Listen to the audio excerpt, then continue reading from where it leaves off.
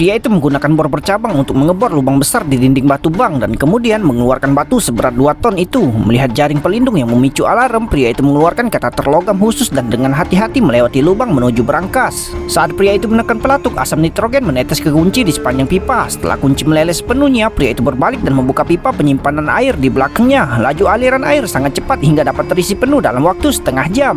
Alasan mengapa pria itu sengaja melakukan semua ini adalah untuk membiarkan air memicu alarm kawat berduri, karena hanya dengan cara ini para penjaga keamanan keliru jika itu hanyalah kerusakan pipa saluran air. Pria itu menunggu saat petugas keamanan mematikan alarm dan kemudian petugas segera menelpon manajer bank karena selain bos hanya manajer yang memiliki kunci berangkas. Setelah menerima pemberitahuan darurat, manajer bergegas ke berangkas. Namun yang tidak pernah diduga oleh sang manajer adalah ketika ia melewati jalan, tiba-tiba sebuah pohon besar tumbang di tengah jalan. Tanpa ia duga, semua ini disebabkan oleh pacar pria itu. Pasalnya, pria itu sudah melakukan persiapan yang cukup matang sebelum mencuri berangkas tersebut.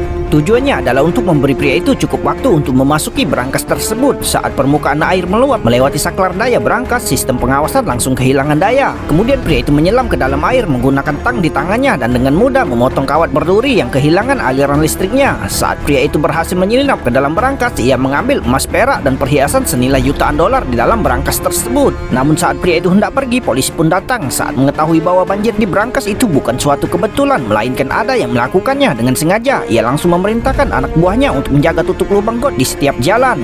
Jika ada yang kedapatan keluar dari got, mereka akan ditembak. Pada saat ini, pria itu tidak menyadari keseriusan situasi dan hendak merangkak keluar dari dasar selokan. Di saat kritis tersebut, pacarnya datang tepat waktu dan berhasil membunuh 2 orang penjaga dengan jarum beracun di tangannya, sehingga pacarnya dapat melarikan diri. Pelabuhan yang dapat digunakan untuk melarikan diri dijaga ketat. Maka pria itu menggunakan pisau baja di tangannya, bertekad untuk membunuh semua penjaga dan berjuang keluar. Namun saat pria itu hendak melarikan diri, tiba-tiba ia tertembak di bahunya. Ternyata kepala polisi mengejar. Polisi itu menodongkan senjata dan menyuruh pria itu untuk menyerah. Namun pacar pria itu datang dan membuat polisi itu terjatuh.